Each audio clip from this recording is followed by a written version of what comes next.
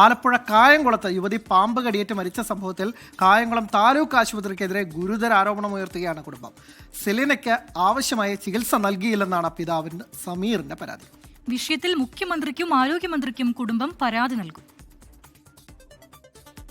ബന്ധുവിന്റെ വിവാഹ സൽക്കാര ചടങ്ങിൽ പങ്കെടുത്തു മടങ്ങവേ വ്യാഴാഴ്ച വൈകിട്ടാണ് സെലീനയ്ക്ക് പാമ്പ് കടിയേറ്റത്. ഉടൻ തന്നെ കായംകുളം താലൂക്ക് ആശുപത്രിയിൽ പ്രവേശിപ്പിച്ചു.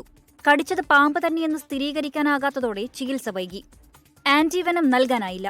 രക്തപരിശോധനാ ഫലത്തിനായി കാത്തിരിക്കുന്നതിനിടെ ശുചിമുറിയിൽ പോയ സെലീന കുഴഞ്ഞു വീണ് മരിക്കുകയായിരുന്നു.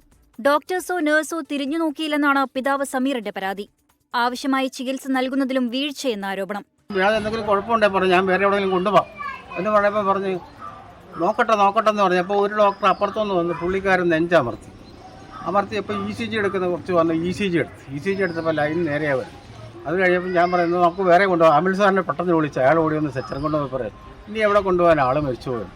ആശുപത്രിയിലെത്തിക്കുമ്പോൾ പാമ്പ് കടിച്ചതിന്റെ ലക്ഷണങ്ങൾ ഇല്ലെന്നായിരുന്നു ആശുപത്രി RMA ഡോക്ടർ ശ്രീപ്രസാദിന്റെ വിശദീകരണം. എന്നാൽ ഇത് തള്ളുന്നതായിരുന്നു പോസ്റ്റ്മോർട്ടം റിപ്പോർട്ട്. കാലിൽ പാമ്പ് കടിച്ചതിന്റെ അടയാളവും ശരീരത്തിൽ കടും നീലനിറവും കണ്ടെത്തി. ഇതോടെയാണ് ചികിത്സാ പിഴവ് ആരോപണം കുടുംബം ആവർത്തിക്കുന്നത്. മരണാനന്തര ചടങ്ങുകൾ കഴിയുന്ന മുറയ്ക്ക് നാളെ മുഖ്യമന്ത്രിക്കും ആരോഗ്യമന്ത്രിക്കും പരാതി നൽകാനാണ് തീരുമാനം. 24 ആലപ്പുഴ.